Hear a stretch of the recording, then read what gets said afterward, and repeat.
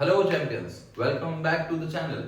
Class 12th accountancy में students का सबसे बड़ा फोबिया पता है क्या है? वो है चैप्टर 1, फंडामेंटल्स ऑफ पार्टनरशिप। हम उसी चैप्टर से स्टार्ट करने वाले हैं और एक एक करके सारे चैप्टर्स को कवर करने वाले हैं। इवन हम रिवाइज भी करेंगे, हम रिवीजन भी करेंगे, हम क्वेश्चंस को सॉल्व भी करेंगे। तो चलिए स्टार्ट करते हैं। तो भैया पार्टनरशिप का एक्ट है द इंडियन पार्टनरशिप एक्ट 1932।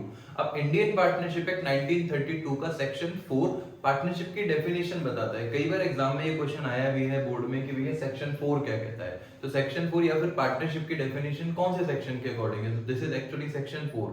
अब पार्टनरशिप क्या है? Partnership is the relation, partnership is the relation between two और मोर पर्सन। अब देखो भैया, जो मैं आपको यहाँ पर पार्टनरशिप की डेफिनेशन बता रहा हूँ वही पार्टनरशिप के फीचर्स भी हैं, ठीक है। Who have agreed to share profits of a business which is carried on by all or any of them acting for all। अब अगर आप एनालाइज करोगे तो भैया देखो टू और मोर पर्सन। अब मोर तो कितने? 2 से लेकर 50। अब 50 पार्टनर्स है फर्म में, तो ये 50 पार्टनर्स की कोई लिमिट पार्टनरशिप एक्ट में है? नहीं, ये कंपनीज एक्ट एंड रूल 2014 में लिखी हुई है partnership act. Maximum limit is 50। Partnership act में ऐसा कोई भी जिक्र नहीं है। दूसरी चीज एग्रीमेंट। अब एग्रीमेंट क्या है? अब अगर आप यहां एनालाइज करोगे तो डेफिनेशन में एक पॉइंट था, पार्टनरशिप इज द एग्रीमेंट। अब भैया अगर एग्रीमेंट है तो एग्रीमेंट होते हैं दो, एक होता है ओरल एंड एक होता है रिटन। अब इसको हम लोग पढ़ने वाले हैं अभी कि भैया ओरल एग्रीमेंट क्या है और रिटन एग्रीमेंट क्या है। तीसरी चीज लॉफुल बिजनेस। अच्छा, पार्टनरशिप में बिजनेस तो होना चाहिए, लेकिन बिजनेस कौन सा? लॉफुल। ऐसा नहीं है कि भैया मैं और तुम मिलकर बिजनेस करेंगे। बिजनेस किस चीज का?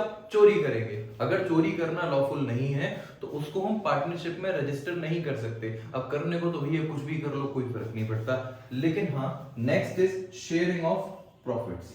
शेयरिंग ऑफ प्रॉफिट, वहां पर शेयरिंग ऑफ प्रॉफिट किसी भी पार्टनरशिप में दो लोगों के बीच में या दो से ज्यादा 50 लोग भी अगर पार्टनर्स है तो सबके बीच में एग्रीमेंट होता है कि प्रॉफिट शेयरिंग किस रेशियो में होगा, कि भैया एक को डबल मिलेगा, दूसरे को कम मिलेगा, ज्यादा कम क्या कैसे।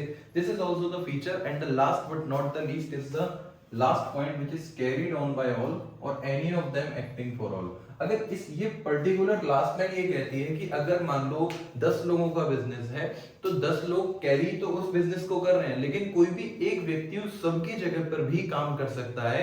इन केस अगर एक पर्सन अवेलेबल नहीं है, 2 पर्सन अवेलेबल नहीं है, या मान लो 10 में से 9 पर्सन उस टाइम पर अवेलेबल नहीं है, तो वो जो लास्ट पर्सन है, वो एक पर्सन है, वो उन सबकी जगह पर काम कर सकता है। और इस पूरी लाइन को कहा जाता है म्यूचुअल एजेंसी। तो डेफिनेशन में से ही पार्टनरशिप के सारे फीचर्स निकल कर आते हैं। अब अगर हम बात करेंगे पार्टनरशिप एग्रीमेंट की, तो पार्टनरशिप एग्रीमेंट से एक इंपॉर्टेंट टर्म जनरेट होता है, उसको बोलते हैं पार्टनरशिप डीड। चलिए, तो अगर टॉपिक है पार्टनरशिप डीड, तो पार्टनरशिप डीड क्या है? ये एक रिटन एग्रीमेंट है, ठीक है।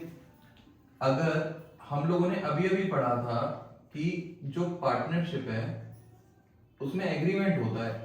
अब एग्रीमेंट कितने तरीके का होगा? दो, या तो एग्रीमेंट ओरल हो सकता है या फिर एग्रीमेंट रिटन हो सकता है। ओरल है तो भैया मैंने कह दिया, तुमने कह दिया, दो लोग पार्टनरशिप में हैं, ठीक है, सब चलता है।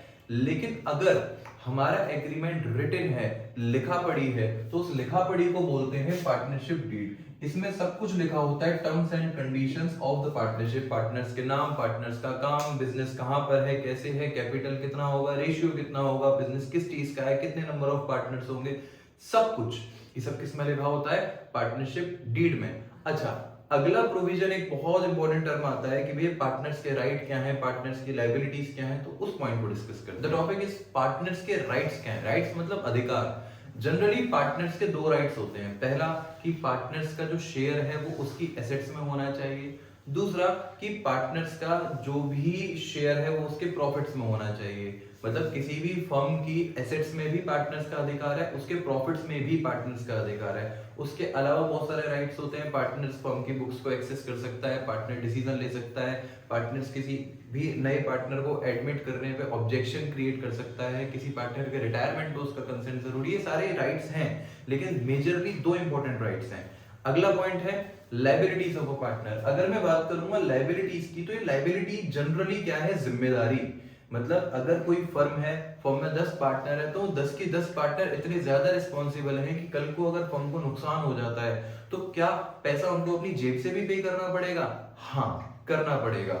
उसी टर्म को बोलते हैं अनलिमिटेड लायबिलिटी। तो in general case liability unlimited होती है, लेकिन इंपॉर्टेंट पॉइंट्स में दो चीजें आती हैं। सबसे पहला कि अगर कोई पार्टनर कोई भी बिजनेस करता है अलग से जो कि उसके एग्जिस्टिंग बिजनेस के कंपटीशन में है, तो जो भी प्रॉफिट वो उस अलग बिजनेस से कमा रहा है वो उसको रिटर्न करना पड़ेगा अपने सेम बिजनेस को। मान लेते हैं ए बी सी पार्टनर है, तीनों की साड़ी की दुकान है, बिजनेस करते हैं। सी शाम को जाकर अलग एक दुकान खोलता है, सेम साड़ी की दुकान है। कंडीशन समझना कि भैया अपने ही कंपटीशन में कर रहा है, बिना इनको बताए कर रहा है और उसी चीज का बिजनेस कर रहा है, और जो भी प्रॉफिट कमा रहा है और प्रॉफिट भी कमा रहा है, तो प्रॉफिट कमाएगा तो वापस करेगा अपने एग्जिस्टिंग बिजनेस को, और अगर लॉस कमा रहा है तो हम तुम्हें नहीं जानते। दूसरी लायबिलिटी क्या है कि अगर मान लो सिमिलर केस ए बी और सी तीन पार्टनर्स हैं। अब ये तीन पार्टनर में से अगर एक पार्टनर फर्म की किसी भी प्रॉपर्टी को, फर्म के किसी भी कॉन्टैक्ट्स का यूज करता है, फर्म की किसी भी एसेट का यूज करता है और प्रॉफिट अर्न करता है, तो उसको वो अर्न किया हुआ प्रॉफिट भी फर्म को रिटर्न करना पड़ेगा। और अगर उसको नुकसान हो जाता है तो हो जाने उसका काम नहीं आने, लेकिन अगर उसको प्रॉफिट हो रहा है तो प्रॉफिट उसको रिटर्न करना पड़ेगा अपने एग्जिस्टिंग बिजनेस को। ठीक है, तो यहां तक हमने जो भी पढ़ा है आपके बोर्ड पे लिखा हुआ है, you can take the screenshot for all this. भैया देखो, वैसे तो बिजनेस में किसी भी पार्टनरशिप में सब कुछ होता है एग्रीमेंट के अकॉर्डिंग, लेकिन अगर वो एग्रीमेंट ही नहीं है या फिर रिटन एग्रीमेंट नहीं है और जो एग्रीमेंट है वो ओरल है, मैं बात कर रहा हूं अगर आपके पास में पार्टनरशिप डीड नहीं है, अगर पार्टनरशिप डीड एब्सेंट है, तो पार्टनरशिप के प्रोविजंस ऐसे कौन से हैं जो अप्लाई होते हैं। द वेरी फर्स्ट पॉइंट, अगर बात की जाए भैया डीड नहीं है, डीड होती तो लिखा होता कि पहले पार्टनर को प्रॉफिट इतना मिलेगा, दूसरे को इतना मिलेगा, मतलब 3:2 हो सकता है, 5 तीन पार्टनर है 5:3:2 हो सकता है लिखा हो कि तीन पार्टनर है, सिर्फ दो को प्रॉफिट मिलेगा, तीसरे वाले को प्रॉफिट ही नहीं मिलेगा। लेकिन अगर डीड है ही नहीं, मतलब लिखा पढ़ी है ही नहीं हमारे पास, तो क्या होगा, प्रॉफिट्स की चर्चा की जाए तो प्रॉफिट बटेंगे सब में इक्वली। रेम्यूनरेशन में दो चीजें आती हैं, सैलरी और कमीशन। इन सारी चीजों के बारे में हम पढ़ने वाले हैं बाद में इंडिविजुअली, लेकिन रेम्यूनरेशन में सैलरी और कमीशन ये अलाउ नहीं होगी पार्टनर्स को, ये नहीं दिया जाएगा।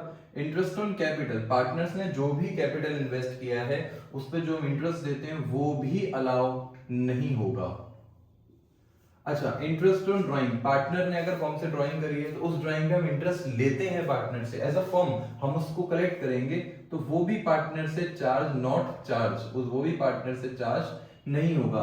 बात करेंगे इंटरेस्ट ऑन लोन की, अगर पार्टनर ने फर्म को लोन दे रखा है, पार्टनर कोई भी उसने फर्म को मतलब हमको लोन दे रखा है, अभी हम तो अकाउंटेंट्स हैं, अगर हमको लोन दिया है तो उस लोन पे हम देंगे इंटरेस्ट, कितनी देंगे 6%, इंपॉर्टेंट पॉइंट, पर एनम, कितना देंगे 6% पर एनम।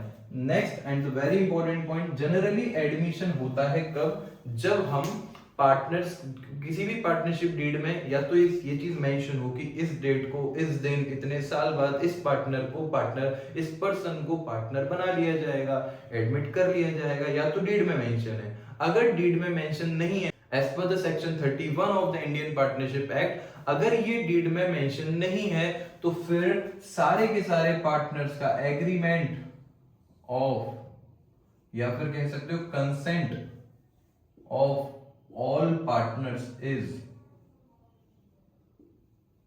मैंडेटरी।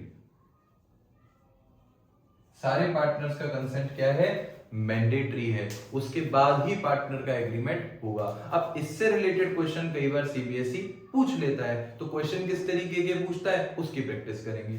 तो इसी से रिलेटेड कॉन्सेप्ट की प्रैक्टिस करते हैं अगली वीडियो में, बने रहिए हमारे साथ, मिलते हैं नेक्स्ट वीडियो में, टेक केयर।